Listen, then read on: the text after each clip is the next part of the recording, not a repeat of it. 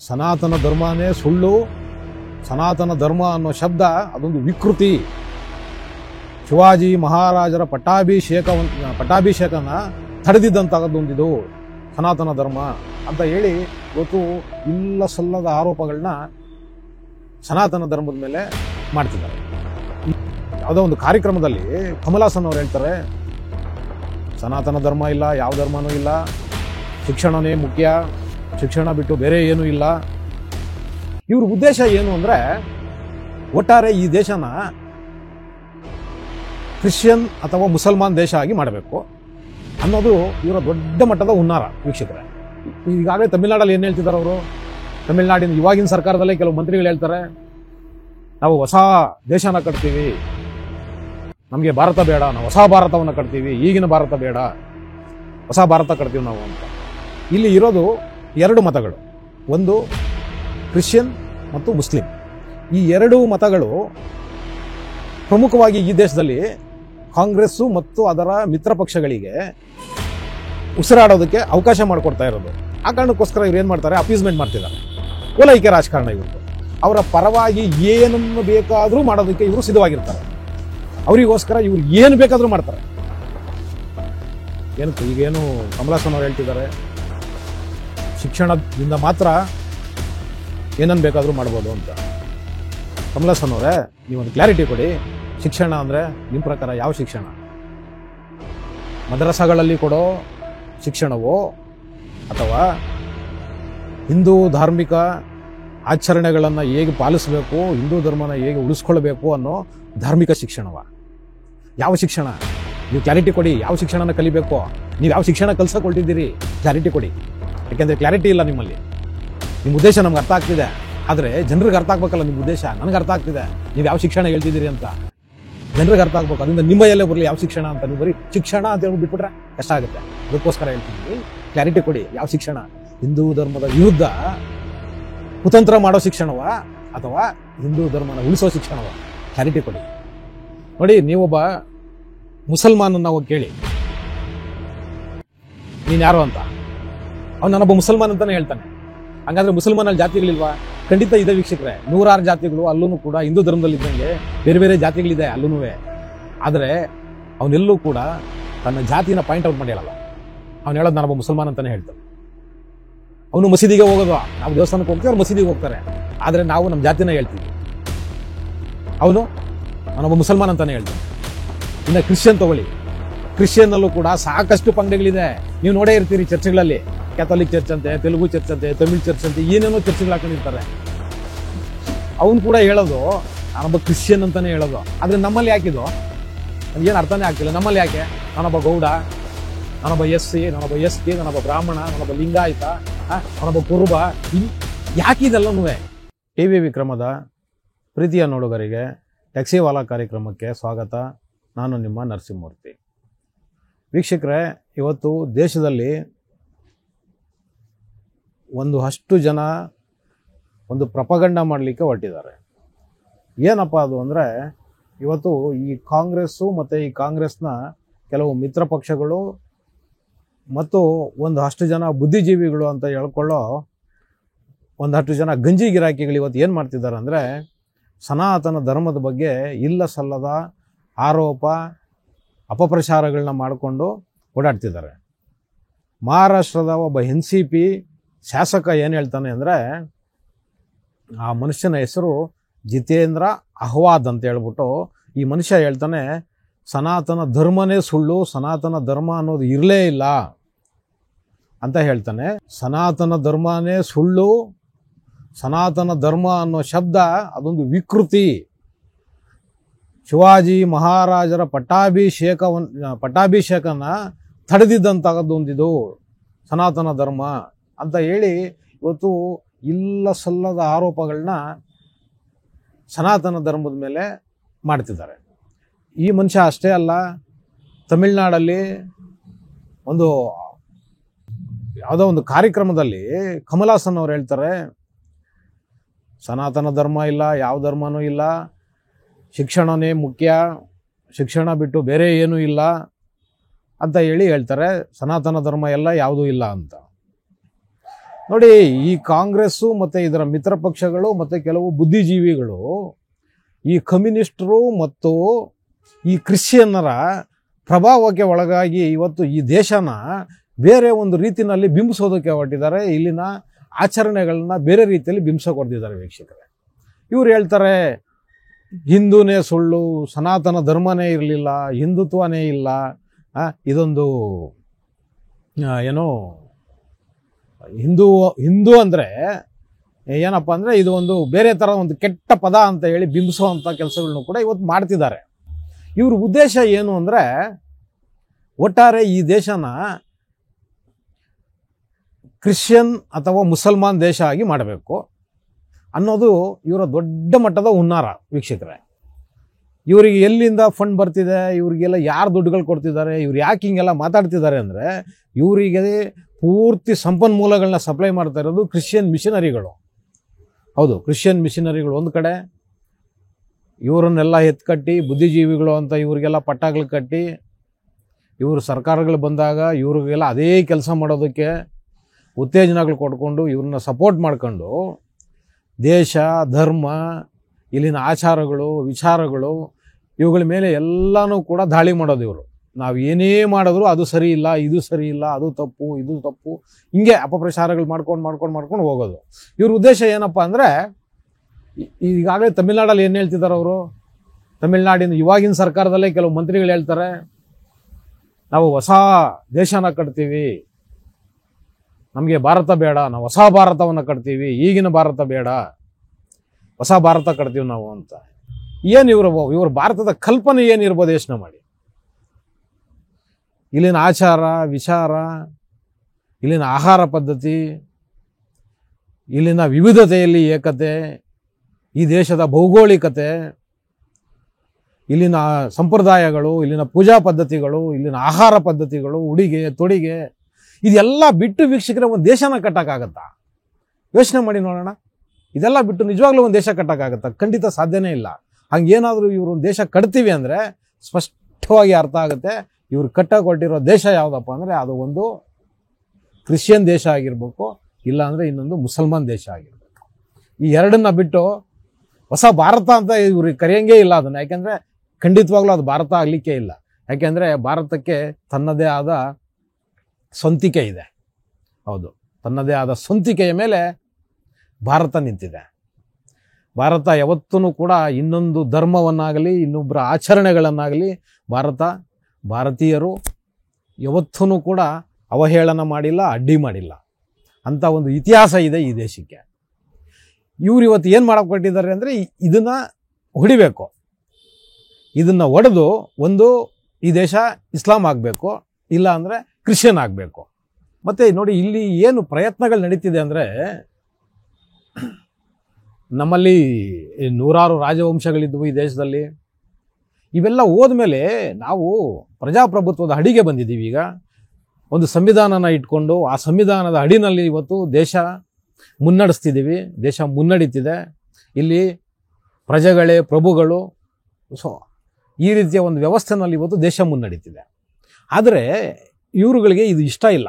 ಈ ಕಾಂಗ್ರೆಸ್ಸನ್ನು ಸೇರ್ಕೊಂಡು ಈ ಕಾಂಗ್ರೆಸ್ನ ಭ್ರಷ್ಟ ಕೂಟ ಇದೆಯಲ್ಲ, ಮತ್ತು ಈ ಬುದ್ಧಿಜೀವಿಗಳು ಅಂತಿದಾರಲ್ಲ, ಈ ಬುದ್ಧಿಜೀವಿಗಳು, ಈ ಕಮ್ಯುನಿಸ್ಟ್ನ ಕಪಿಗಳು, ಆಮೇಲೆ ಈ ಕ್ರಿಶ್ಚಿಯನ್ ಮಿಷನರಿಗಳು ಮತ್ತು ಸ್ಥಳೀಯವಾಗಿ ಸಣ್ಣ ಪುಟ್ಟ ರಾಜಕೀಯ ಪಕ್ಷಗಳಿದೆಯಲ್ಲ, ಇವ್ರುಗಳೆಲ್ಲ ಏನು ಇವ್ರದ್ದು ಹುನ್ನಾರ ಅಂದರೆ ನೋಡಿ, ಇವತ್ತು ಈ ಭಾರತದಲ್ಲಿ ಹಿಂದೂಗಳು ಹೆಚ್ಚಿನ ಸಂಖ್ಯೆಯಲ್ಲಿದ್ದಾರೆ.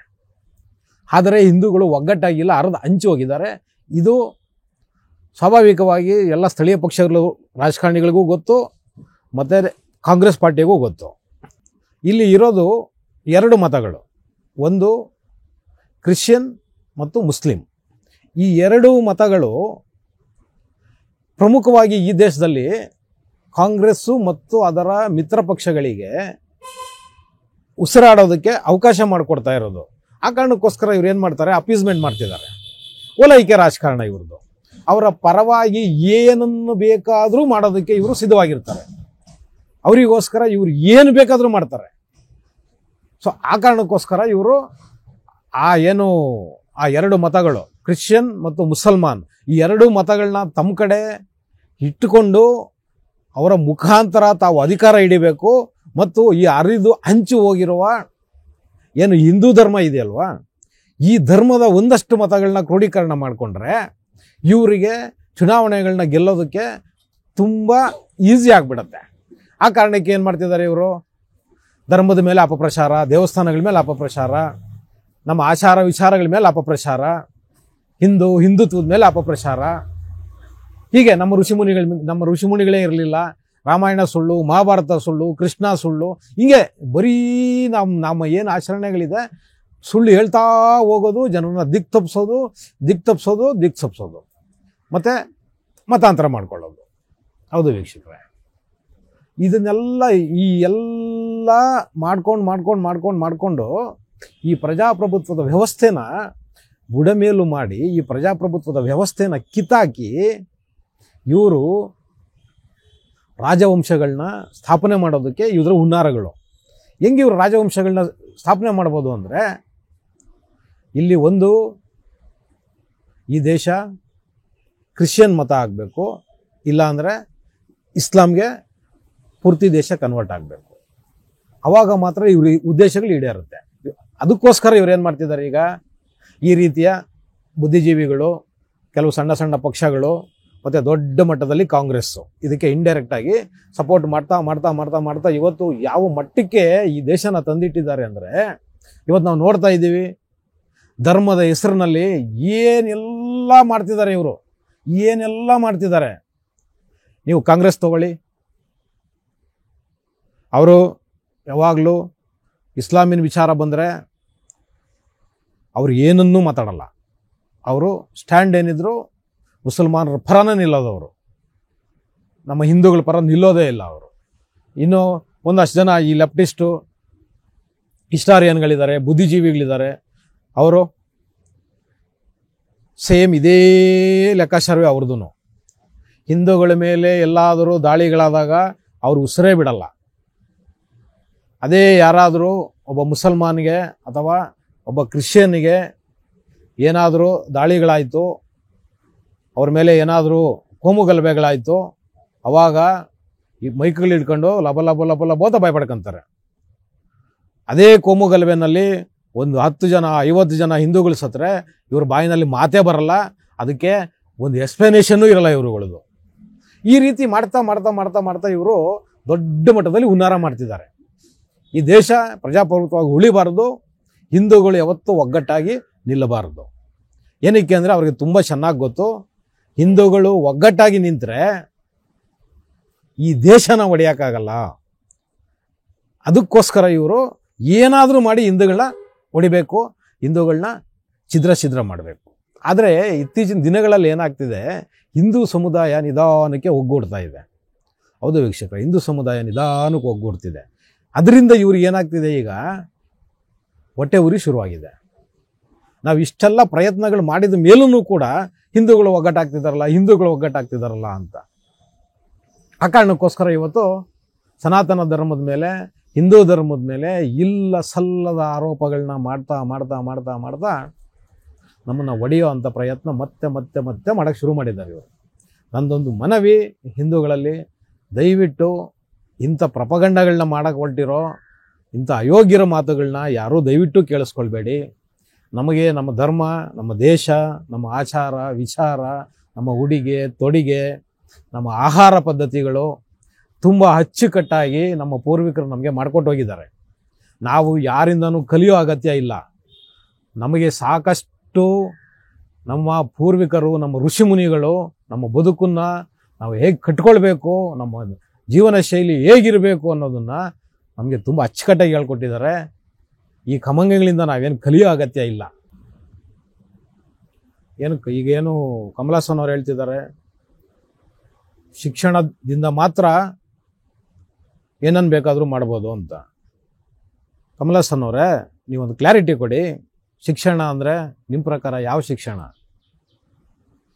ಮದರಸಾಗಳಲ್ಲಿ ಕೊಡೋ ಶಿಕ್ಷಣವೋ ಅಥವಾ ಹಿಂದೂ ಧಾರ್ಮಿಕ ಆಚರಣೆಗಳನ್ನು ಹೇಗೆ ಪಾಲಿಸಬೇಕು, ಹಿಂದೂ ಧರ್ಮನ ಹೇಗೆ ಉಳಿಸ್ಕೊಳ್ಬೇಕು ಅನ್ನೋ ಧಾರ್ಮಿಕ ಶಿಕ್ಷಣವ. ಯಾವ ಶಿಕ್ಷಣ? ನೀವು ಕ್ಲಾರಿಟಿ ಕೊಡಿ. ಯಾವ ಶಿಕ್ಷಣನ ಕಲಿಬೇಕು? ನೀವು ಯಾವ ಶಿಕ್ಷಣ ಕಲ್ಸಕ್ಕೆ ಹೊರಟಿದ್ದೀರಿ? ಕ್ಲಾರಿಟಿ ಕೊಡಿ. ಯಾಕೆಂದರೆ ಕ್ಲಾರಿಟಿ ಇಲ್ಲ ನಿಮ್ಮಲ್ಲಿ. ನಿಮ್ಮ ಉದ್ದೇಶ ನಮ್ಗೆ ಅರ್ಥ ಆಗ್ತಿದೆ, ಆದರೆ ಜನರಿಗೆ ಅರ್ಥ ಆಗ್ಬೇಕಲ್ಲ ನಿಮ್ಮ ಉದ್ದೇಶ. ನನಗೆ ಅರ್ಥ ಆಗ್ತಿದೆ ನೀವು ಯಾವ ಶಿಕ್ಷಣ ಹೇಳ್ತಿದ್ದೀರಿ ಅಂತ. ಜನರಿಗೆ ಅರ್ಥ ಆಗ್ಬೇಕು. ಅದರಿಂದ ನಿಮ್ಮ ಎಲ್ಲೇ ಬರಲಿ ಯಾವ ಶಿಕ್ಷಣ ಅಂತ. ನೀವು ಬರೀ ಶಿಕ್ಷಣ ಅಂತ ಹೇಳ್ಬಿಟ್ಟು ಬಿಟ್ಬಿಟ್ರೆ ಕಷ್ಟ ಆಗುತ್ತೆ. ಅದಕ್ಕೋಸ್ಕರ ಹೇಳ್ತಿದ್ದೀನಿ, ಕ್ಲಾರಿಟಿ ಕೊಡಿ. ಯಾವ ಶಿಕ್ಷಣ? ಹಿಂದೂ ಧರ್ಮದ ವಿರುದ್ಧ ಕುತಂತ್ರ ಮಾಡೋ ಶಿಕ್ಷಣವ ಅಥವಾ ಹಿಂದೂ ಧರ್ಮನ ಉಳಿಸೋ ಶಿಕ್ಷಣವ? ಕ್ಲಾರಿಟಿ ಕೊಡಿ. ಆಮೇಲೆ ನನ್ನ ಕಳಕಳಿಯ ಮನವಿ, ಹಿಂದೂ ಬಾಂಧವರಲ್ಲಿ ದಯಮಾಡಿ ಈ ಜಾತಿ ಜಾತಿ ಜಾತಿ ಅಂತ ಹೊಡೆದಾಡೋದನ್ನು ಬಿಟ್ಟು ಮೊದಲು ನಾವೆಲ್ಲ ಹಿಂದೂಗಳಾಗೋಣ. ಇರಲಿ ನಮ್ಮ ಜಾತಿ, ನಮ್ಮ ಆಚಾರ ವಿಚಾರ ಕುಲಾಚಾರ ಖಂಡಿತ ಬೇಕು, ನಾನು ಬೇಡ ಅಂತ ಹೇಳಲ್ಲ. ಆದರೆ ದೇಶ ಧರ್ಮ ಅಂತ ಬಂದಾಗ ನಾವೆಲ್ಲ ಹಿಂದೂಗಳು. ನಮ್ಮಲ್ಲಿ ಜಾತಿ ಇರಬಾರ್ದು. ಮದುವೆ ಮುಂಜಿ ಪೂಜೆ ಪುನಸ್ಕಾರ ಮಾಡಿದಾಗ ನೀವು ಮಾಡ್ಕೊಳ್ಳಿ, ನಿಮ್ಗೆ ಏನು ಇಷ್ಟ ಬರುತ್ತೋ ಅದನ್ನ ಮಾಡ್ಕೊಳ್ಳಿ, ಏನೂ ಅಭ್ಯಂತರ ಇಲ್ಲ. ಆದರೆ ನಾವೆಲ್ಲ 1-2 ಸಮಯದಲ್ಲಿ ನಾವು ಒಟ್ಟಾಗಬೇಕು. ನೋಡಿ, ನೀವೊಬ್ಬ ಮುಸಲ್ಮಾನನ್ನ ಹೋಗಿ ಕೇಳಿ ನೀನು ಯಾರೋ ಅಂತ, ಅವನು ನಾನೊಬ್ಬ ಮುಸಲ್ಮಾನ್ ಅಂತಾನೆ ಹೇಳ್ತಾನೆ. ಹಂಗಾದ್ರೆ ಮುಸಲ್ಮಾನಲ್ಲಿ ಜಾತಿಗಳಿಲ್ವಾ? ಖಂಡಿತ ಇದೆ ವೀಕ್ಷಕರೇ, 100 ಜಾತಿಗಳು ಅಲ್ಲೂ ಕೂಡ ಹಿಂದೂ ಧರ್ಮದಲ್ಲಿದ್ದಂಗೆ ಬೇರೆ ಬೇರೆ ಜಾತಿಗಳಿದೆ ಅಲ್ಲೂ. ಆದರೆ ಅವನೆಲ್ಲೂ ಕೂಡ ತನ್ನ ಜಾತಿನ ಪಾಯಿಂಟ್ ಔಟ್ ಮಾಡಿ ಹೇಳಲ್ಲ. ಅವನು ಹೇಳೋದು ನಾನೊಬ್ಬ ಮುಸಲ್ಮಾನ್ ಅಂತಾನೆ ಹೇಳ್ತಾನೆ. ಅವನು ಮಸೀದಿಗೆ ಹೋಗೋದು, ನಾವು ದೇವಸ್ಥಾನಕ್ಕೆ ಹೋಗ್ತೀವಿ, ಅವ್ರು ಮಸೀದಿಗೆ ಹೋಗ್ತಾರೆ. ಆದರೆ ನಾವು ನಮ್ಮ ಜಾತಿನ ಹೇಳ್ತೀವಿ. ಅವನು ನಾನೊಬ್ಬ ಮುಸಲ್ಮಾನ್ ಅಂತಾನೆ ಹೇಳ್ತಾನೆ. ಇನ್ನು ಕ್ರಿಶ್ಚಿಯನ್ ತಗೊಳ್ಳಿ, ಕ್ರಿಶ್ಚಿಯನ್ನಲ್ಲೂ ಕೂಡ ಸಾಕಷ್ಟು ಪಂಗಡಗಳಿದೆ. ನೀವು ನೋಡೇ ಇರ್ತೀರಿ ಚರ್ಚ್ಗಳಲ್ಲಿ, ಕ್ಯಾಥೋಲಿಕ್ ಚರ್ಚ್ ಅಂತೆ, ತೆಲುಗು ಚರ್ಚ್ ಅಂತೆ, ತಮಿಳ್ ಚರ್ಚ್ ಅಂತೆ, ಏನೇನೋ ಚರ್ಚ್ಗಳು ಹಾಕೊಂಡಿರ್ತಾರೆ. ಅವನು ಕೂಡ ಹೇಳೋದು ನಾನೊಬ್ಬ ಕ್ರಿಶ್ಚಿಯನ್ ಅಂತಾನೆ ಹೇಳೋದು. ಆದರೆ ನಮ್ಮಲ್ಲಿ ಯಾಕಿದು ನನಗೇನು ಅರ್ಥನೇ ಆಗ್ತಿಲ್ಲ. ನಮ್ಮಲ್ಲಿ ಯಾಕೆ ನಾನೊಬ್ಬ ಗೌಡ, ನಾನೊಬ್ಬ SC, ನಾನೊಬ್ಬ ST, ನಾನೊಬ್ಬ ಬ್ರಾಹ್ಮಣ, ನಾನೊಬ್ಬ ಲಿಂಗಾಯತ, ನಾನೊಬ್ಬ ಕುರುಬ, ಯಾಕಿದೆಲ್ಲನೂ? ಮೊದಲು ನಾವು ಹಿಂದೂಗಳಾಗಬೇಕು, ಆಮೇಲೆ ಮಿಕ್ಕಿದ್ದೆಲ್ಲನೂ. ನನ್ನ ಜಾತಿ ಕುಲ ಗೋತ್ರ ಆಚರಣೆ ವಿಚಾರ ಪೂಜಾ ಪದ್ಧತಿಗಳು ಇವೆಲ್ಲ ಆಮೇಲೆ ಮಾಡ್ಕೊಳ್ಳೋಣ, ಇವೆಲ್ಲ ನಮ್ಮ ಮನೆಯಲ್ಲಿ ಇಟ್ಕೊಳ್ಳೋಣ. ಆದರೆ ದೇಶದ ವಿಚಾರ ಬಂದಾಗ, ಧರ್ಮದ ವಿಚಾರ ಬಂದಾಗ ನಾವೆಲ್ಲ ಹಿಂದೂಗಳು ಅಂತಾನೆ ನಿಂತ್ಕೊಳ್ಬೇಕು. ಅವಾಗ ಮಾತ್ರ ಏನು ಈ ಷಡ್ಯಂತ್ರಗಳು ನಡೀತಿದೆಯಲ್ಲ, ಇವತ್ತು ಏನು ಹೇಳ್ತಿದ್ದಾರಲ್ವ ಈ ಕಮಂಗಿಗಳು, ಈ ಗಂಜಿ ಗಿರಾಕಿಗಳು, ಸನಾತನ ಧರ್ಮನೇ ಇಲ್ಲ, ಹಿಂದೂನೇ ಸುಳ್ಳು, ಹಿಂದೂ ದೇಶನೇ ಇಲ್ಲ ಅಂತ ಎಲ್ಲ ಹೇಳ್ತಿದ್ದಾರಲ್ವ, ಇವರಿಗೆ ಉತ್ತರ ಸಿಗಬೇಕು. ಉತ್ತರ ಕೊಡಬೇಕು ಅಂದರೆ ಮೊದಲು ನಾವೆಲ್ಲ ಹಿಂದೂಗಳಾಗಬೇಕು. ಹಿಂದೂಗಳಾಗಿ ನಾವು ನಿಂತಾಗ ಮಾತ್ರ ಈ ದೇಶ ಈ ಧರ್ಮ ಎರಡನ್ನೂ ಉಳಿಸ್ಕೊಳ್ಬೋದು. ದೇಶ ಮತ್ತು ಧರ್ಮ ಅನ್ನೋ ವಿಚಾರ ಬಂದಾಗ ನಾವೆಲ್ಲ ಹಿಂದೂಗಳು ಅಂತ ಹೇಳಿ ಒಗ್ಗಟ್ಟಾಗಬೇಕು. ಆವಾಗ ಮಾತ್ರ ಈ ದೇಶನ ಉಳಿಸ್ಬೋದು ಅಂತ ಹೇಳುವುದರ ಮುಖಾಂತರ ಇವತ್ತಿನ ಟ್ಯಾಕ್ಸಿವಾಲಾ ಕಾರ್ಯಕ್ರಮನ ಮುಗಿಸ್ತಾ ಇದ್ದೀನಿ. ಶೇರ್ ಮಾಡಿ, ಸಬ್ಸ್ಕ್ರೈಬ್ ಮಾಡಿ, ಲೈಕ್ ಮಾಡಿ, ಹೆಚ್ಚೆಚ್ಚು ಕಾಮೆಂಟ್ ಮಾಡುವುದರ ಮುಖಾಂತರ ನಮ್ಮನ್ನು ಪ್ರೋತ್ಸಾಹಿಸ್ತೀರಿ. ಟಿವಿ ವಿಕ್ರಮ, ದೇಶ ನಿಮ್ಮ ಕೈಯಲ್ಲಿ. ಈ ಕಾರ್ಯಕ್ರಮ ನಿಮಗೆ ಇಷ್ಟ ಆಗಿದ್ದಲ್ಲಿ ಲೈಕ್, ಶೇರ್ ಹಾಗೂ ಕಮೆಂಟ್ ಮಾಡಿ. ಟಿವಿ ವಿಕ್ರಮದ ಕಾರ್ಯಕ್ರಮಗಳನ್ನು ನಿರಂತರವಾಗಿ ವೀಕ್ಷಿಸಲು ಸಬ್ಸ್ಕ್ರೈಬ್ ಮಾಡಿ, ಬೆಲ್ ಐಕನ್ ಒತ್ತಿ.